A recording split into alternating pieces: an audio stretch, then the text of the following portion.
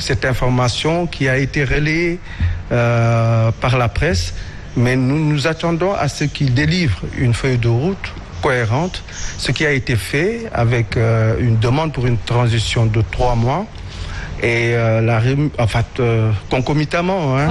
3 ans, concomitamment, la remise en liberté du président Ibeka ainsi que du Premier ministre, avec la possibilité, compte tenu de l'état de santé d'Ibeka, de cette possibilité d'aller se soigner à l'extérieur.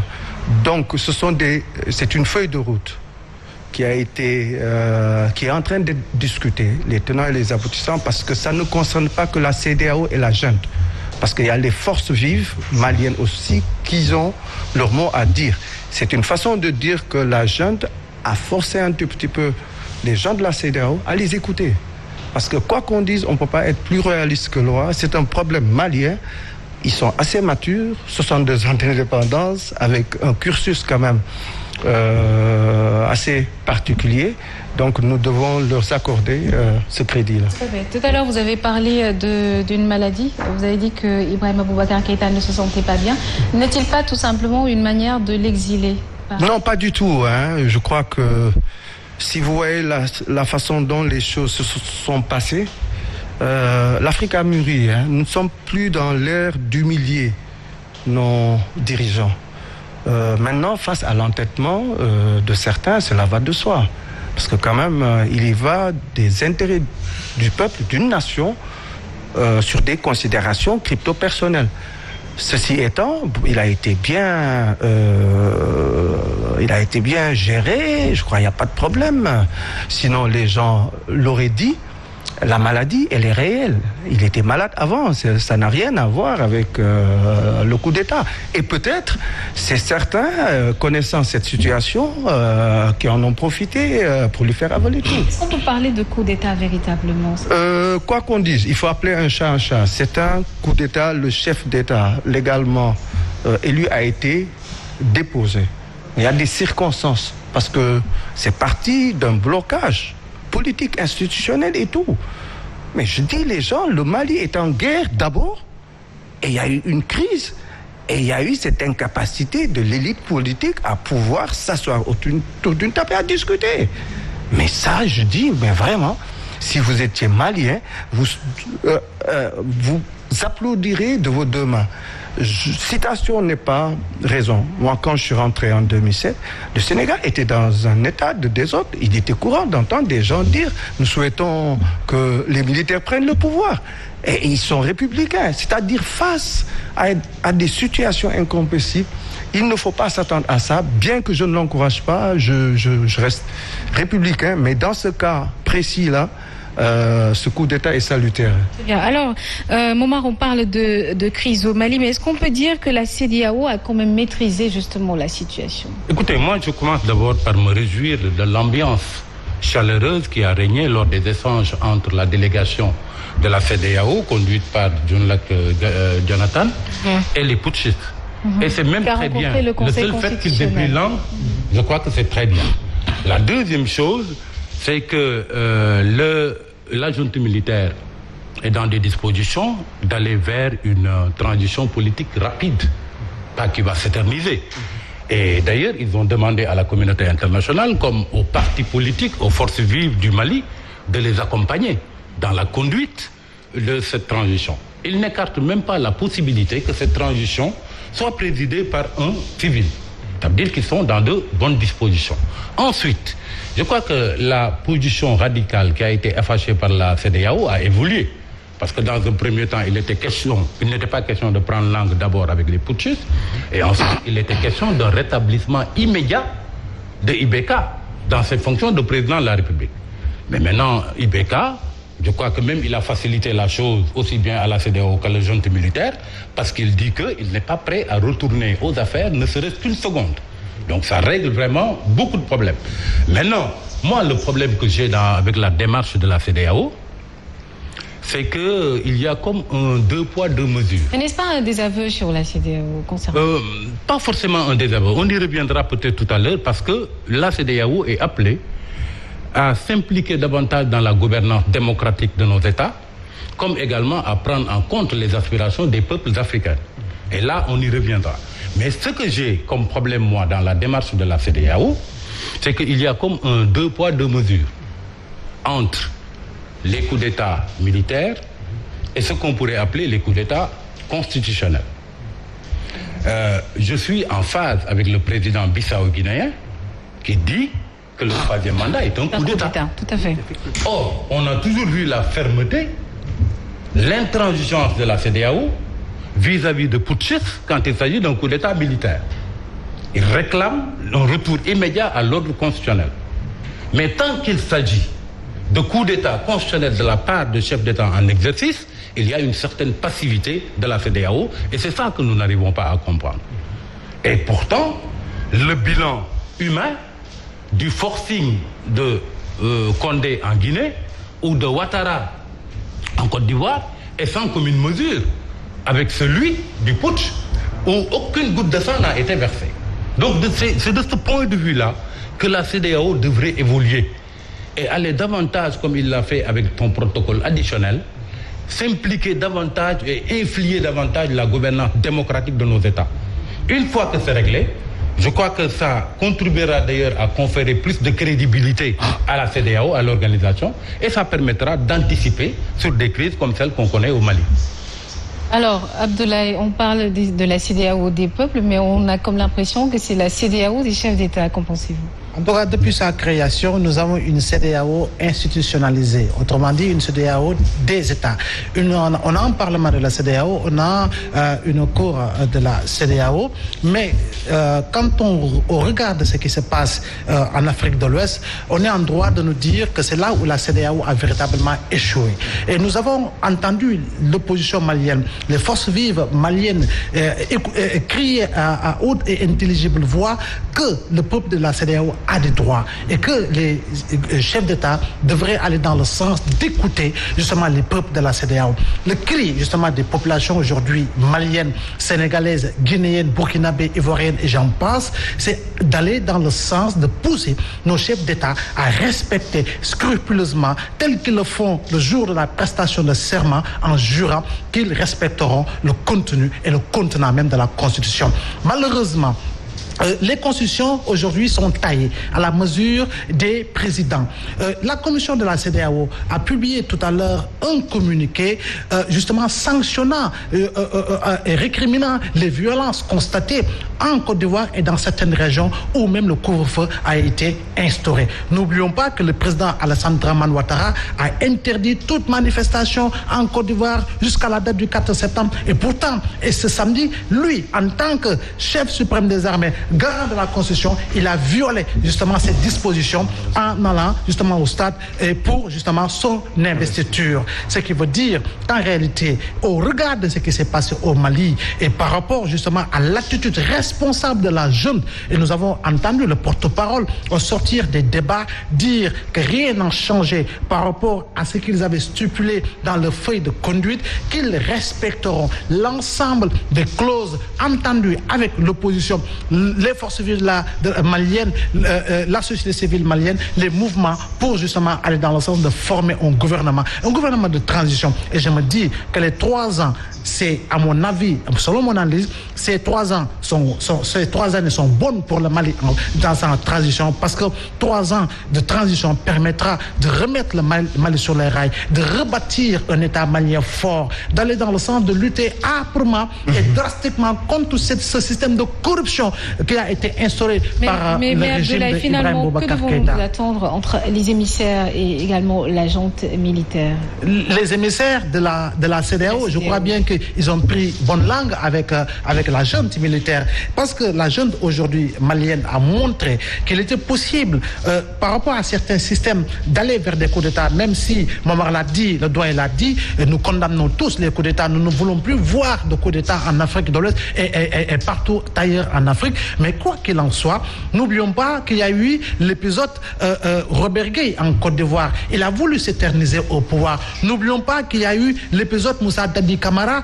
qui voulait également s'éterniser au pouvoir, mais également le capitaine Aya Sanogo et justement Djendere au Burkina Faso. Mais pour le Mali, en tout cas, la junte est en train de montrer un comportement responsable, une attitude responsable, et l'opposition malienne a eu raison lorsqu'elle disait que justement la CEDEAO des peuples doit être une réalité, parce que les peuples de la CEDEAO ont des droits et que les chefs d'État ne devraient pas transformer la CEDEAO en un syndicat de présidents, mais d'aller dans le sens de pouvoir écouter justement leur peuple. Alors, Monsieur Diallo, la CEDEAO qui ne reconnaît pas, en tout cas les putschistes, l'instance sous-régionale est obligée de discuter plutôt avec ses militaires. N'est-ce pas là une reculade venant d'eux? Bon, non, une reculade. Vous savez, hein, la CEDEAO est traversée par un clivage profond. Pour la première fois en Afrique, nous avons élu en Afrique de l'Ouest des présidents que je qualifierais de progressistes. De prophétistes. Progressistes. Ce qui se passe au Mali, c'est la conjugaison de plusieurs facteurs au sein de la sous-région qui sont apparus depuis 2011. N'oubliez pas que Blaise Compaoré a été chassé par la volonté populaire. Nous avons vu comment les choses se sont passées. Quelle a été la position de la CEDEAO lors du coup d'État de Diendéré. Réprouvé par la majorité de la population, le syndicat est descendu à Ouagadougou avec une feuille de route qui allait en sens contraire de ce que demandait. On s'est heurté à quoi? Il y a eu des morts pour rien, mais finalement, le peuple a eu raison. Donc, ce sont des indications. On a vu en Guinée, il commence à avoir en Guinée-Bissau un début de stabilisation. Nous avons vu comment les élections se sont passées, les jeux d'influence. Ces gens-là, moi, je n'ai pas voté, mais j'ai vu. Donc, ces présidents sont accédés au pouvoir. Et même ici au Sénégal, parce que notre président a été porté par la révolution sénégalaise. Donc, ils sont conscients, ils ont eu un vécu. Donc, de l'autre côté, nous avons des chefs d'État qui sont déjà, la plupart du temps, sexagénaires, qui se sont battus pour accéder au pouvoir. Et il y a eu énormément de sacrifices.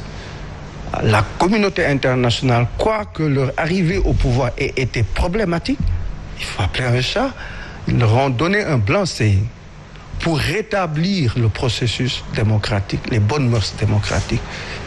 Ça a donné cadre que ce soit Alassane Ouattara, comme ça soit Alpha Condé. Mais pendant 10 ans, on a assisté à des règlements de compte, à une accroissance phénoménale, augmentation phénoménale des faits de corruption, à une déclinaison clanique.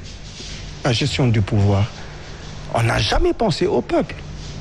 En Côte d'Ivoire, Alassane Ouattara, quoi qu'on dise, maintient son pouvoir par la répression et par l'argent. Mais tout ça vu au sud de la CEDEAO? Non, je dis la CEDEAO, donc il y a ces gens-là, mais quand même, si on voyait ce qui se... depuis... je reviens en arrière un tout petit peu pour comprendre, pour expliquer ce clivage-là. Le début du clivage de la CEDEAO, c'est quand particulièrement le Sénégal est intervenu en Guinée-Bissau pour déloger Ansoumana Mané. Les forces sénégalaises y sont allées pour régler une situation qui nous menaçait. Quand les choses ont commencé à prendre de l'ampleur, Jacques Baudin, qui était ministre des Affaires étrangères, sous les instructions du président Abdou Diouf, a saisi la CEDEAO.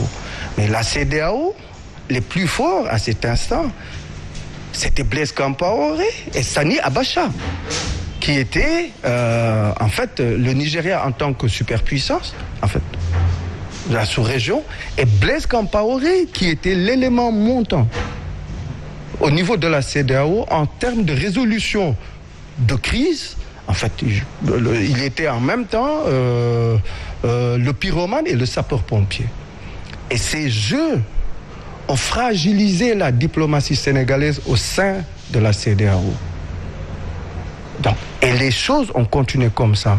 Ce sont ces derniers temps, avec les mutations politiques qu'il y a eu au Sénégal, on a redoré nos blasons.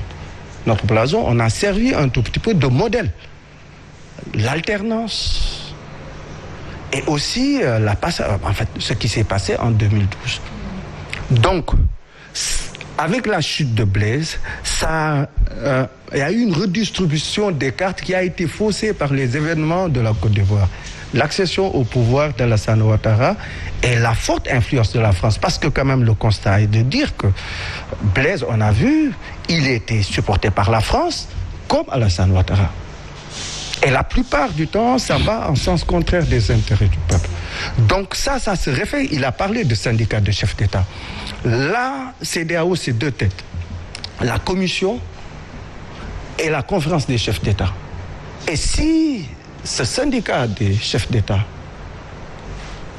n'importe quel texte constitutionnel écrit par les grands experts, si ceux qui sont en charge de l'opérationnalité sont de mauvaise foi, nous n'irons nulle part. C'est ce qui se passe. Actuellement, à la lumière de cette crise-là, nous pouvons constater qu'il y a un syndicat de chefs d'État bis, jeunes, étant en phase avec le peuple, qui ont osé se dire, mais arrêtez, vous n'allez pas brûler cette sous-région, parce que quand même, la création de la CEDEAO est antérieure à Alassane Ouattara et à Alpha Condé. Alors Momar, est-ce qu'on peut dire par là véritablement que la CEDEAO est impuissante? Écoutez, la CEDEAO a vu venir la crise au Mali. Je rappelle que lors du déclenchement de la crise au Mali, la CEDEAO a proposé un plan de sortie de crise en 5 mesures. D'abord, la démission immédiate des 31 députés dont l'élection était contestée et la démission du président du Parlement, la recomposition de la Cour constitutionnelle, la formation d'un gouvernement d'union nationale ayant comme entre autres composantes la société civile et également l'opposition, ensuite une commission d'enquête pour faire la lumière sur les actes de violence et les morts que ça a produit, et ensuite un comité de suivi de ces mesures. Voilà ce que la CEDEAO avait préconisé. Mais on s'est rendu compte que ce que la CEDEAO a préconisé comme plan de sortie de crise était en décalage avec les aspirations réelles et immédiates du peuple malien. Et c'est à ce niveau-là que se situe le problème. Et pourtant, la CEDEAO pouvait ne pas tomber dans ce piège-là, pour une bonne et simple raison. Je rappelle qu'en 2007, la CEDEAO avait adopté un document appelé Vision 2020, dans lequel document la CEDEAO reconnaissait l'échec des efforts de développement qui ont été faits jusque-là par les pays de la sous-région, parce que tout simplement c'était le fait des gouvernants et de leurs agents. Et qu'il fallait à partir de ce moment-là prendre en considération, prendre en compte les aspirations des populations. À partir de ce moment-là, la CEDEAO, si vraiment elle mettait en exergue ce document appelé Vision 2020, il n'y aurait pas eu peut-être autant de problèmes. Maintenant, il va falloir que la CEDEAO s'inspire d'une organisation, comparaison n'est pas raison, mais qu'est l'Union européenne. L'Union européenne s'implique très fortement dans la gouvernance économique des États membres et dans la gouvernance politique. On a vu comment l'Union européenne a pu se montrer solidaire quand, par exemple, la Grèce était frappée d'une dette énorme qui menaçait totalement son économie. On a vu également comment l'Union européenne se débrouille pour amener les pays les plus riches à essayer d'accompagner et tirer un tout petit peu vers le haut les pays les plus faibles. C'est à ce niveau-là que la CEDEAO doit intervenir. Et maintenant, au plan politique. Au plan politique, par le biais du protocole additionnel. Il y a par exemple une question qui a été réglée par le protocole additionnel de la CEDEAO et avec une disposition qui est maintenant une règle d'or dans tous les pays. Aucun pays ne peut plus se permettre à 6 mois d'une élection de modifier le code électoral ou le dispositif électoral sans un large consensus de la classe politique.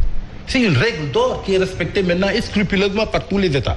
De la même manière, il va falloir que la règle des 2 mandats soit inscrite comme sur du marbre dans les dispositions de la CEDEAO. Et c'est pour cette raison d'ailleurs que je salue la proposition du CRD, les Abdoul Mbaye et consorts, qui ont dit qu'il est temps que la règle des 2 mandats soit érigée comme une disposition communautaire juridique et que ça soit frappé même de la clause d'éternité pour qu'il ne vienne plus à l'esprit de personne de le violer. Je crois que si on règle par anticipation les problèmes politiques, les problèmes de mandat, et que économiquement on soit plus solidaire par l'instrument que nous confère la CEDEAO, je crois que beaucoup de problèmes seront réglés. Je pense qu'on peut y arriver, mais il appartiendra au peuple de la CEDEAO de mener le combat dans quelques mois. Est-ce que ce n'est pas le président justement de la CEDEAO qui devrait s'en occuper? Non, je ne pense pas. C'est le peuple de la CEDEAO, à mon avis. Parce que le peuple de la CEDEAO a remporté une victoire. Dans quelques années, dans quelques mois, le franc CFA sera remplacé par l'éco. Mais ce n'est pas une décision politique, purement politique, venue des 2 principaux... Actuellement, avec ce problème qu'il y a au niveau du Mali, je pense que l'éco sera mis un tout petit peu... Peu importe, mais je dis que ce n'est pas la victoire des 2 meilleurs élèves de la France, à savoir le président Ouattara de la Côte d'Ivoire et le président Macky Sall du Sénégal. Ce sont des activistes, ce sont des jeunes Africains, Sénégalais, Togolais, Maliens et tout, qui ont mené le combat contre le franc CFA et poussant justement la France dans cette métropole à comprendre aujourd'hui les véritables enjeux. Pour justement cette clause dont parle Momar, il appartient au peuple de la CEDEAO de mener le combat, de lutter âprement pour justement pousser cette CEDEAO politique à aller dans le sens de pouvoir mettre en place justement cette disposition dont parle justement le Congrès pour la Renaissance démocratique. Maintenant, on le sait très bien, même le dispositif additionnel, mais par moment, il est contourné. Les politiciens usent et utilisent de voies de contournement pour modifier même justement le code électoral, et nous l'avons vécu ici au Sénégal à la veille de la présidentielle de 2019.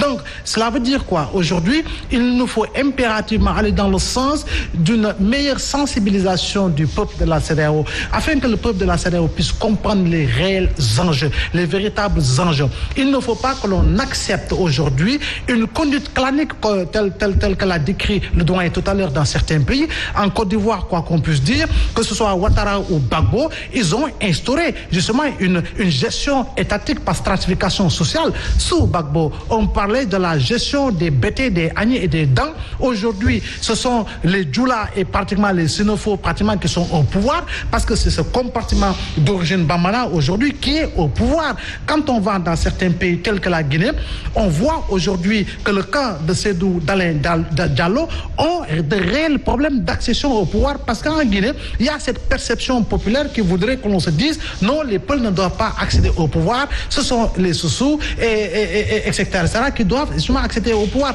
Donc je crois bien que ça, c'est le combat justement du peuple de la CEDEAO. Et encore une fois, tel que l'a dit un des principaux groupes du M5 au Mali, aujourd'hui, le peuple malien a montré la voie justement au reste de la CEDEAO par rapport à la prise de position, par rapport justement aujourd'hui au fait que l'on voit plusieurs composantes dans ce groupe, des religieux, des politiques, etc., donc qui ont su mener le combat en portant le bon discours et le meilleur discours contre justement un système de corruption qui a fini de mettre à terre justement l'État malien. Alors, votre réaction par rapport... Ah mais non, je les rejoins. Le Mali est un cas d'école. Pour qui connaît l'histoire du Mali, tous les épisodes, on parle de 4 coups d'État, mais arrêtons-nous sur ces 4 coups d'État. Ça a été des leçons pour toute l'Afrique de l'Ouest. Malheureusement, certains l'ont compris, mais les preneurs de décision sont